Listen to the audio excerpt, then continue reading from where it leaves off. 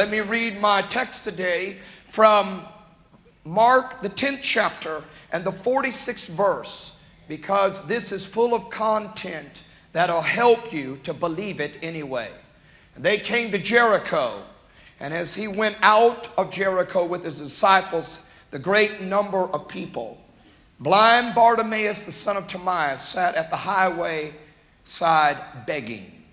And when he had heard that it was Jesus of Nazareth, he began to cry out and say, which, by the way, everybody, you will find out in story time today, what he was saying was a no-no. I don't want you to miss this.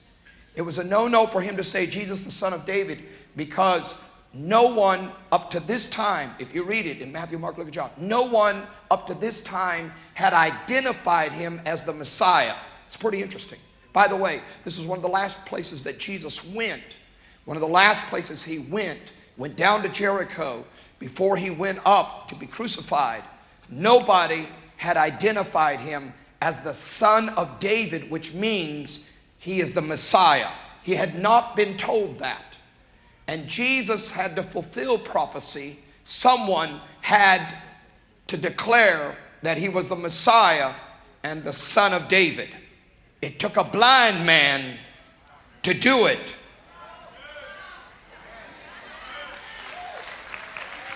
But sometimes when you're blind, you can still see things that nobody else can see. He goes on and declares, and when he heard that Jesus of Nazareth, he began to cry out and say, Jesus, son of David. Saying the son of David marked him as the Messiah. We'll talk about that in story time a little bit. Have mercy upon me.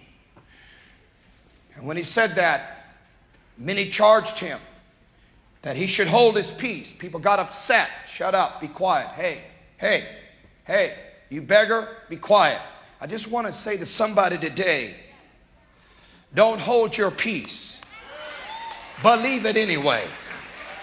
When your family makes fun of you saying, what church you go to? Believe it anyway.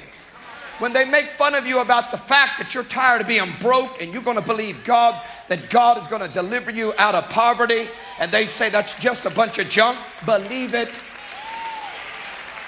When the doctor said it's not going to work, it's just not going to work, you're never going to get it back, believe it.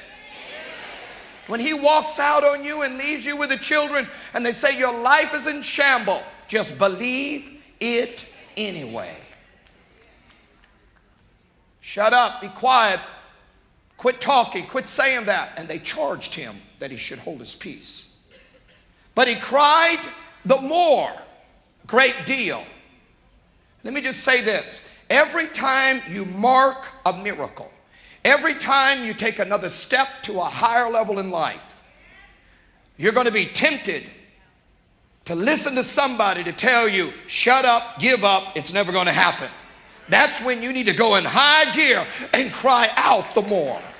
Am I talking to anybody here today? You got to pick yourself up. Things that have happened to set you back.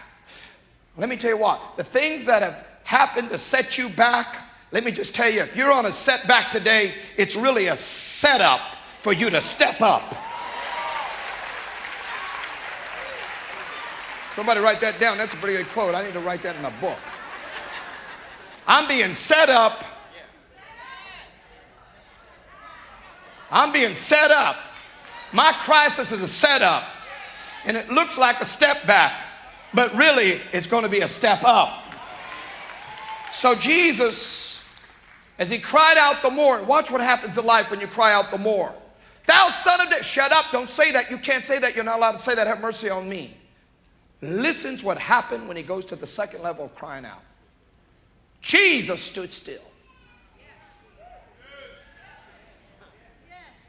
Oh, you're going to get it today.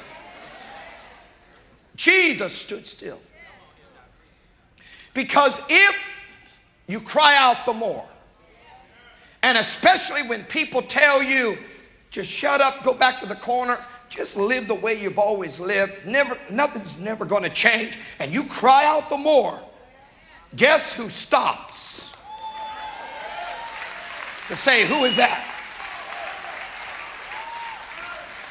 That lets me know that Jesus always loves the people that go to the second level, second mile people, second effort people, people who don't give up but keep on keeping on. Jesus stops. Somebody's going to stop Jesus today. He's going to turn around and say, excuse me, 6.5 billion people planet Earth, there's somebody in Munster, Indiana that went to the second level.